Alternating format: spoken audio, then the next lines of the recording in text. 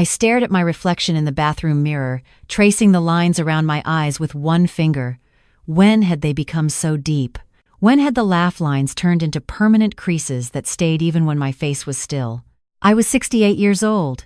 Tonight, I was walking into the Oakwood Community Center's annual holiday party, and for the first time in my life, I wasn't sure I wanted to walk out still married. The thought hit me like ice water. 43 years. 43 years of marriage to Harold, and here I was, standing in our cramped retirement community bathroom, seriously considering whether I should just let him go. I smoothed down my burgundy cardigan, the one Harold had given me last Christmas, or was it the Christmas before? I couldn't remember. These days, the years blurred together like watercolors left in the rain. Wake up, coffee, crossword puzzle, lunch, Harold watching his history documentaries while I pretended to read, dinner, bed, repeat, repeat, repeat, until one of us stopped repeating. "Margaret, you almost ready?" Harold's voice drifted through the door. Valerie asked me to get there early to help set up the chairs. Valerie. Of course it was Valerie. "Coming," I called back, taking one last look at myself. The woman in the mirror looked tired. Not just physically tired, though there was that too. It was a deeper exhaustion, the kind that settles into your bones when you've spent decades being Harold's wife instead of just Margaret. When had I stopped being a person and become just a role? I grabbed my purse and opened the door. Harold was waiting in our small living room, practically bouncing on his heels. At 70, he shouldn't have that much energy. He'd gained a little weight over the years. His hair had gone completely white, but his eyes were bright with an excitement I hadn't seen in, how long? Years, maybe. "You look nice," he said, but he was already checking his watch. "Thanks," I murmured. We walked the 3 buildings over to the community center in silence. The December air was crisp, and I pulled my cardigan tighter. Harold didn't seem to notice the cold. He was too busy checking his phone. "Valerie says they need help with the sound system too," he said. "Good thing I watched those YouTube videos about audio equipment." When had he watched YouTube videos? Harold, who could barely figure out how to answer a video call 6 months ago. The community center was already buzzing with activity when we arrived. Strings of lights were being hung, tables were being arranged, and right in the center of it all was Valerie Chen, the new activities coordinator. She was 55, maybe 58. It was hard to tell. She had that effortless energy that some women just kept, the kind I remembered having before. Before when? Before kids, before menopause. Before I traded in being interesting for being comfortable? "Harold, thank goodness!" Valerie rushed over, her ponytail swinging. She was wearing jeans and a festive red sweater that probably came from some trendy boutique. Everything about her was neat, put together, alive. Everything about me felt faded in comparison. "Hi, Valerie," I said, but she was already linking her arm through Harold's, steering him toward the storage closet. "I need your engineering brain," she was saying. "The sound system is making this horrible feedback noise, and I swear I've tried everything. You're the only one who can figure these things out." Harold glanced back at me. "Marg, why don't you help Helen with the cookies? I'll just be a few minutes." I nodded, watching them disappear into the back room, Valerie still holding onto his arm. Helen Patterson was at the refreshment table, arranging sugar cookies on paper plates. She looked up when I approached, and something in her expression made my stomach tighten. "How are you doing, Margaret?" she asked, her tone too careful, too gentle. "Fine. Why?" She hesitated, then leaned in closer. "I don't want to be the bearer of bad news, but have you noticed how much time Harold's been spending with Valerie?" My hands stilled over the cookie tray. "He's just helping with activities. She's new. She needs support." "Margaret." Helen put her hand on my arm. "Last week, they were in the woodworking shop until 9 p.m. Alone. Building birdhouses. Birdhouses. Harold had come home smelling like sawdust, grinning about some project. He'd barely told me about it. "They're friends," I said firmly. "They text constantly. My Bill sees it in the men's coffee group. Harold's always on his phone now, laughing at something." I wanted to defend him. To defend us. But the words stuck in my throat because Helen was right. Harold did text constantly now. He did light up in ways he hadn't in years, just not for me. "I'm sure it's nothing," I finally said, but even I could hear how hollow it sounded. The party started at 6. By 6:30, the community center was packed with residents, all of us over 60, most of us over 70, trying to pretend we were still the vibrant people we used to be. Harold was at the sound system with Valerie, adjusting something while she stood close, pointing at different controls. Every time he figured something out, she'd touch his shoulder, laugh at something he said. I watched from across the room, holding a cup of punch I didn't want. "You should say something."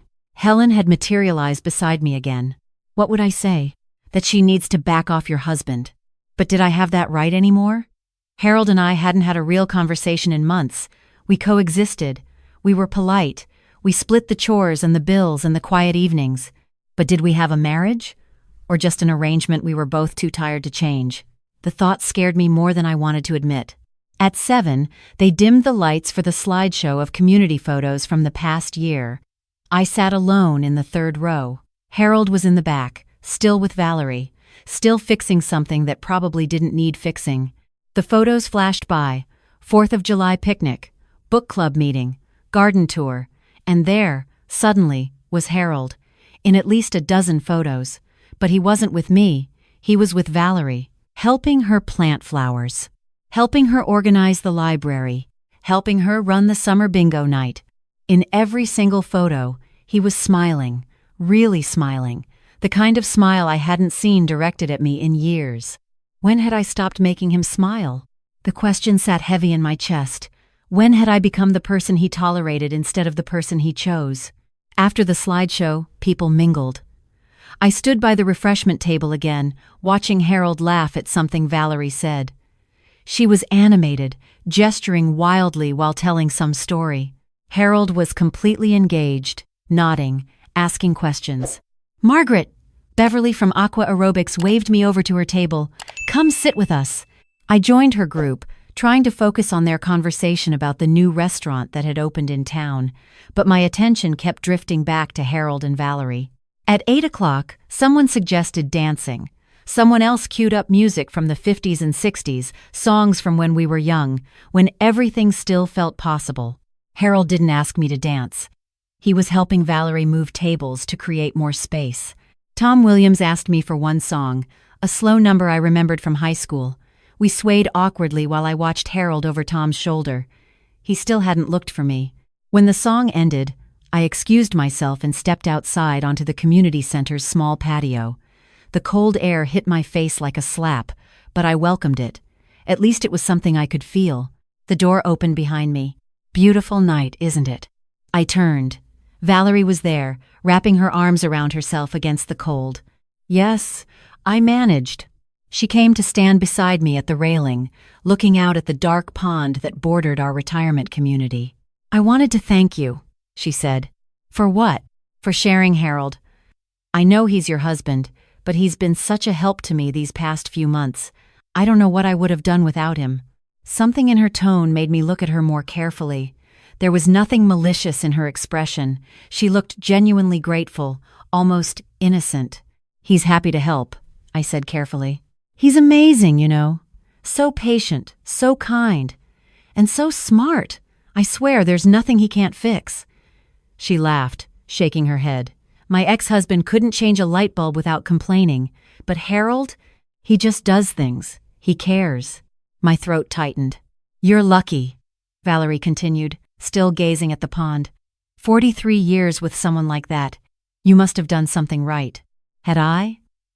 I couldn't remember the last time I'd told Harold he was smart, or kind, or that I appreciated anything he did. I just expected it. Expected him to be there, to be Harold, to be the comfortable background of my life. "Actually," Valerie said, turning to face me, "I wanted to ask you something." My heart began to race. "I'm organizing a Valentine's Day dance in February. It's going to be a big event, probably our biggest of the year. And I really need Harold's help with planning, setup, decorations, everything. It would mean a lot of evenings, a lot of time together." She paused. "Is that okay with you?" The question hung in the air between us. She was asking permission. But underneath that question was another one one she wasn't quite saying out loud. Can I borrow your husband? Can I have access to his time, his energy, his bright smiles that you're not using anymore? I opened my mouth, but no words came out. I know it's a lot to ask, Valerie continued quickly, but he's really the only one who can help me pull this off. Everyone else is either too busy or can't handle the physical demands. And Harold never complains. He just shows up and makes everything work. She smiled, almost wistful. I told him yesterday that I need him more than anyone. Those words pierced something in my chest. She needs him. I need him too, I wanted to say. But did I? Did I really need Harold, or had I just gotten used to having him there, like a piece of furniture I'd stopped noticing? Margaret? Valerie was watching me, concern creasing her forehead. Are you okay? You look pale. I'm fine, I whispered. But I wasn't fine. Because standing there in the cold December air, I realized something terrifying. I had a choice to make. I could say no. I could tell Valerie to back off, to find someone else, to stop monopolizing my husband's time. I could stake my claim, fight for what was mine, make a scene, or I could say yes. I could let Harold have this. Let him be needed, be valued, be the helpful, capable man he'd always been. Let him spend his evenings with someone who appreciated him instead of taking him for granted. Let him be happy, even if that happiness didn't include me anymore. Isn't that what love was supposed to be? Wanting what's best for the other person, even if it hurt? 43 years of marriage, and maybe the most loving thing I could do was step aside. Margaret? Valerie touched my arm gently. I'm sorry. I shouldn't have asked. It's too much. Forget I said anything. No, I heard myself say. It's not that. Then what is it? I looked at her. Really looked at her. She wasn't trying to steal my husband. She was just a woman doing her job, needing help, genuinely grateful for Harold's assistance. And Harold? He wasn't having an affair. He was just being Harold, the same helpful, capable man I'd married all those years ago. The problem wasn't Valerie. It wasn't even Harold. The problem was me. I had stopped seeing him, stopped appreciating him, stopped being a partner and become a passenger, just riding along in a life we'd built together while he did all the maintenance I didn't notice. When you said you need him, I started, my voice shaking slightly. What did Harold say? Valerie smiled, a soft, almost sad smile. He said he was happy to help, but that he'd have to check with his wife first, because you come first. Always. She paused. He talks about you, you know. About how you used to go on adventures together, how you used to make him laugh. He said he misses that. Something cracked inside my chest. He missed that. Which meant he remembered that. Which meant somewhere, underneath all the routine and comfort and habit, there was still an us worth missing. The truth is, I said slowly, I think I need him more than you do. Valerie's eyes widened slightly. I've just forgotten how to show it, I continued, the words coming faster now. I've forgotten how to see him as anything other than just there. But he's not just there, he's Harold. He's the man who watched YouTube videos to learn audio equipment just to help you. He's the man who builds birdhouses until 9 p.m. because he wants to do things right. He's the man who's been patient with me for 43 years, even though I stopped being interesting somewhere along the way. Margaret, I don't think. And you're right. I cut her off gently. You do need him. But I need him more. Not because I own him, or because I saw him first, or because we have 43 years of history. I need him because I finally realize what I almost lost. My eyes were stinging now. I need him because I forgot how to choose him, and I want to learn again. Valerie was quiet for a long moment. Then she reached out and squeezed my hand. I think, she said softly, that's exactly what he needs to hear. The door opened again. Harold stepped out, looking between us with concern. Everything okay? Margaret, you've been out here a while. You must be freezing. He started to shrug off his jacket, moving toward me to drape it over my shoulders. Such a simple gesture, such a Harold gesture. How many times had he done exactly this over 43 years? Hundreds? Thousands? And how many times had I really noticed? Harold, I said, before I could lose my nerve. He paused, jacket halfway off. Yes? When was the last time we built something together? He blinked, confused. What? You've been building birdhouses. When was the last time you asked me to build something with you? He glanced at Valerie, then back at me. I didn't think you'd be interested. You always said workshops were too loud, too dusty. Had I said that? Probably. Because it was easier to say no than to try something new. Easier to stay comfortable than to be engaged. I want to build birdhouses, I said firmly. With you. And I want to help with the Valentine's dance. Both of us. Together. Valerie started to speak, but I held up my hand. Not because I don't trust you, I said to her, but because I've been letting my husband be helpful to everyone except me. I've been letting him light up everyone's life except mine. And I'm done with that. Harold was staring at me like he'd never seen me before. You want to help with the Valentine's dance? He asked slowly. I want to do a lot of things, I said, my voice stronger now. I want to watch your history documentaries and actually pay attention. I want to learn about audio equipment and woodworking and whatever else you've been teaching yourself on YouTube. I want to remember what it's like to be your partner instead of just your wife. The difference mattered. A wife was a role, a title, a box to check. A partner was a choice you made every single day. I want to choose you, I said, and my voice cracked on the words. I know I haven't been good at that lately, maybe not for years, but I'm choosing you now, Harold, if you'll let me. For a long moment, nobody moved. The night air felt frozen, suspended, waiting. Then Harold closed the distance between us and wrapped his jacket around my shoulders. But he didn't let go. He pulled me close, his arms solid and familiar and warm. Marg, he whispered into my hair. I never stopped choosing you. I was just waiting for you to choose me back. And there it was. The simple, devastating truth. He'd been choosing me all along, every day, in 1,000 small ways I'd stopped noticing. Staying, helping, being patient, waiting. I'm sorry, I said, and I was crying now, tears hot on my cold cheeks. I'm so sorry I made you wait. Don't be sorry, he said. Just don't leave me waiting anymore. I pulled back to look at him. Really look at him. The white hair, the laugh lines, the face I'd woken up next to for 43 years. He wasn't perfect, neither was I, but we were ours, if we chose to be. Dance with me, I said. Right here? Right here. Right now. While I still remember that I want to, Harold laughed. That real laugh I'd heard him give Valerie earlier.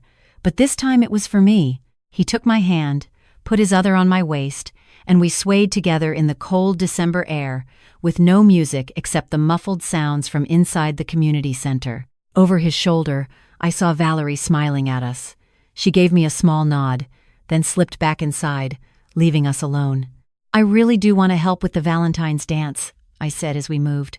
Both of us. Together? Together. Like we used to do things. Before we got comfortable. Before we forgot how. I'd like that, Harold said. I'd like that a lot. We danced until my feet were numb from the cold, until my tears had dried on my cheeks, until the simple act of swaying together felt like coming home after a very long journey. Inside, the party was winding down. We went back in together, Harold's jacket still around my shoulders, our hands linked. People were starting to gather their things, saying their goodbyes. Helen caught my eye from across the room and gave me a questioning look. I smiled at her, a real smile, and something in my expression must have answered her question because she smiled back and nodded. As we walked back to our apartment, Harold told me about the YouTube videos he'd been watching. I listened, really listened, asking questions about things I didn't understand. He lit up as he explained, gesturing with his free hand while his other stayed firmly holding mine. Inside our small living room, surrounded by 43 years of accumulated life, I looked at the man I'd married and made a promise to myself. I would choose him, not just today, but tomorrow, and the day after that, and the day after that. Because marriage wasn't something you had, like a possession you could set on a shelf and forget about. Marriage was something you did, actively, intentionally, every single day. And I was done forgetting. Harold? I said as we got ready for bed. Thank you for waiting for me. He came over and kissed my forehead, gentle and familiar. I'd wait forever, Marg, but I'm glad I don't have to. That night, I fell asleep not as Harold's wife, but as Harold's partner, as Margaret, who was learning how to choose love instead of just living with it. At 68 years old, after 43 years of marriage, I was finally understanding what it meant to build something worth keeping. And the beautiful, terrifying truth was that it was never too late to start building again. You just had to remember that love wasn't a destination you arrived at and stayed. Love was choosing, every day, to build something together. Even when your hands were wrinkled and your hair was white and your knees creaked when you bent down to pick up dropped tools. Especially then. Because at our age, we knew something young people didn't. The best things in life weren't the ones that came easily. They were the ones you chose to keep, over and over again, until choosing became as natural as breathing. And I was choosing Harold. Finally, fully, completely. Just like he'd been choosing me all along.